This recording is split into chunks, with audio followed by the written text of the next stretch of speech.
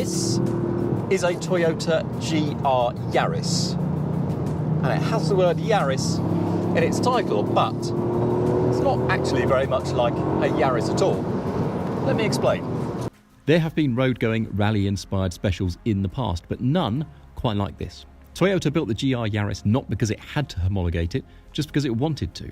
And underneath the unique widened bodywork is a unique platform, a mashup of Toyota's two smaller platforms with independent suspension all round and aerodynamics created by engineers from its World Rally Championship team. This car's roof is some 2 inches lower to the ground than a regular Yaris. It has a manual gearbox and the most powerful 3-cylinder engine in production in the world, with 257 horsepower from its 1.6 litres. It also has the first proprietary 4-wheel drive system that Toyota has developed for a road car in 2 decades, which can be set with rear-biased torque distribution and, with the track package fitted here, augmented with torque-sensing limited-slip differentials for both axles. That track pack also brings stiffer dampers and Michelin Pilot Sport 4 tyres on forged alloy wheels. It is special then, but so is the car we've brought along to put it up against. Can the Yaris be a cut price version of the ultimate 4-wheel drive supercar, the Nissan GTR, which is here in its latest, greatest and perhaps last Nismo form? The GTR Nismo recently got a batch of changes for the 2021 model year. Its 3.8-litre turbo engine has been altered with new GT3 race car turbos that spin up more quickly, so while it makes 592 horsepower, it should be more responsive. That it's lighter than it was before thanks to an increase in carbon fibre in its body should help too, although at 1,703 kilos, the GTR still weighs 400 kilos more than the Toyota. The latest GTR runs softer dampers than it used to as well, which might be handy on a bumpy circuit on a very wet day, but less useful could be the changes to its tyres.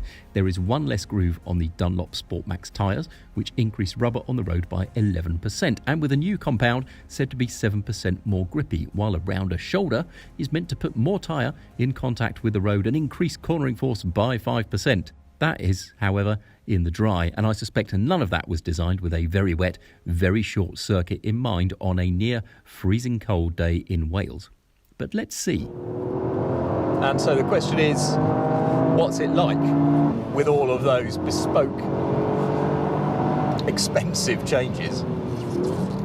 And the answer is a huge amount of fun.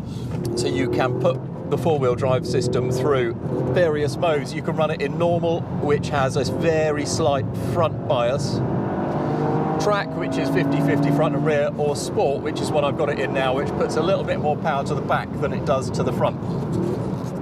It has a really snicky 6-speed manual gearbox, an engine that makes a slightly unusual sort of noise. It feels like sort of half a 911 at low revs and slightly weird at higher revs, but it really does rev to the other side of 7,000. There's plenty of power up there. I think somebody's had this car on a rolling road and they think that although it's supposed to make 260 something as standard, it's more like 270 plus. So it's got a lot of specific output. It doesn't weigh very much, rides curbs very well, rides really nicely on the road as well. Great control, a little bit of lean. It's just silly amounts of fun. Now, what would you like it to do more of, I wonder? It wouldn't hurt if it was just more adjustable on the throttle in the same way that, say, an old Mitsubishi Evo was, where you turn in, go sideways, you get back on the power, it pulls itself straight again. This doesn't do that quite so much, but I think what it does do is have more composure than some of those later Evos and the like, which were really hardcore. This is a slightly more rounded proposition. Now, given the conditions in that I can't see very far in front of me and it's very slippery under tyre, I don't think any of these laps are going to be setting records on fastestlaps.com, but it will be interesting to see what the two cars do on the same day in the same conditions. If a GTR is anything like as composed and mature and capable as this, I will be really, really surprised. You can just feel that rear bias just sort of straightening the car as you get all the power out of a corner, and this car is absolutely at its best on the power. It's got so much traction, so much grip, it's so much composure, and to have all of that for the money, I think it's a real hot hatch hero of our times. Right, and so too the GTR, the original four-wheel drive mega beastie. Wow, yeah, okay, instantly it's keen to move around. I am going to put the dampers into comfort mode to see if I can put even more weight onto the outside set. It doesn't ride over those curbs with the same deftness as the Toyota. It certainly picks up speed just as well. Yeah, and it's quite lively. I don't suppose we'll get any heat properly into these tyres. Under braking, it just immediately wants to... The ABS immediately kicks in and the car wants to move around. It's a much livelier experience in these conditions.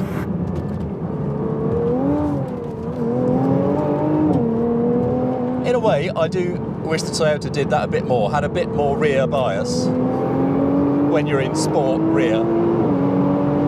Oh, it is fast, this car. That's also the thing about the GTR, wasn't it? When it came out, it gave you supercar levels of performance for not supercar money. These days, it does cost supercar money, but, God, it's so nice.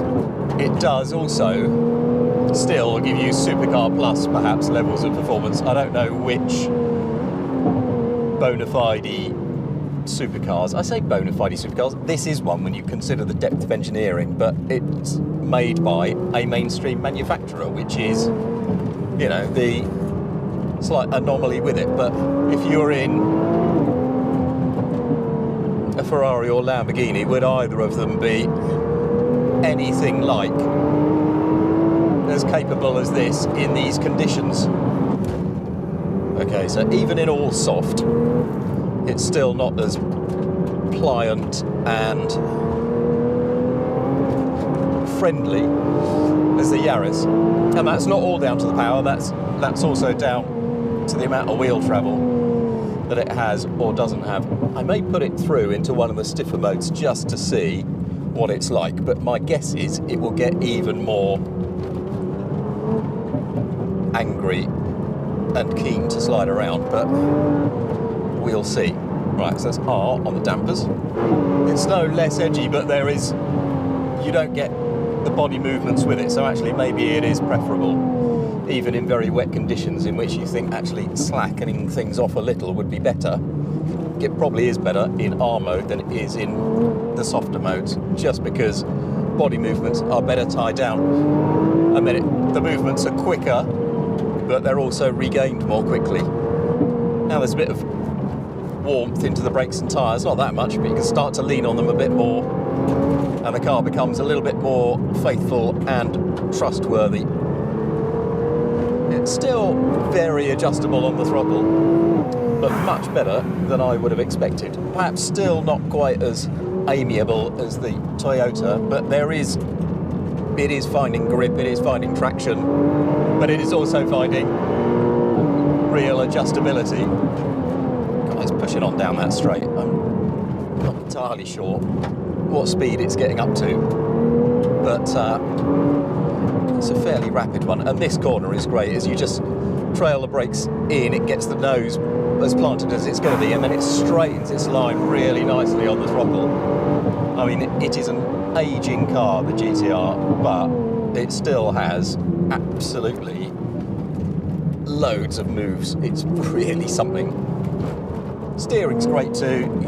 It's quite light, probably lighter than the Toyotas, but you get a lot back, and you know when the car starts to move around, and you can just feel as it starts to push into understeer in the sort of higher speed corners.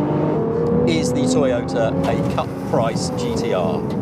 They are not without similarities, but I think even quite a lot of years on from its original launch, the character of the GTR remains the same, and there is still nothing else quite like it. And so then to the scores on the doors. It's worth bearing in mind that you can't read too much into this generally. It is a short, bumpy track on a lousy day. Change basically any single thing and it would be a very, very different result. But the fastest lap I set in the Toyota was faster than the Nissan. Yes, Yaris beats Nismo GTR, though by less than half a second, 48.9 seconds versus 49.3. Some of the numbers are actually very close. Through the slowest corner on the circuit, the right-hander at the bus stop, the Nissan carried 1 extra mile an hour, 27 versus 26. It also pulled a quicker speed, 108 miles an hour versus 101, down the Hangar Straight. Both cars brake similarly, with the Toyota slightly better, with a maximum of around 0.7 G deceleration in both cars, which goes to show just how miserable the conditions were, because I would expect well over 1 G in both of them in the dry. But it's the better traction and lighter weight that really shows in the fast glue pot corner leading onto the runway straight, where the Toyota scores. Its apex speed through there is around 56 miles an hour versus 50 miles an hour for the GTR, which rapidly wants to edge into oversteer, which is very good fun, but not as quick. So even though eventually the GTR pulls a higher speed in a straight line, it can't quite catch the Yaris down that straight overall. On this day and on this day and this circuit and in these conditions only though. Elsewhere it would be very, very different. So thank you for joining us. If you've enjoyed this track battle, we have many more. We have sensible car reviews. When there are motor shows, we will go to them. We're at autocar.co.uk all the time. We're here most weeks. Join us again soon. Do appreciate your support. Give us a like and a subscribe, why don't you? And I'll see you in the comments or next time.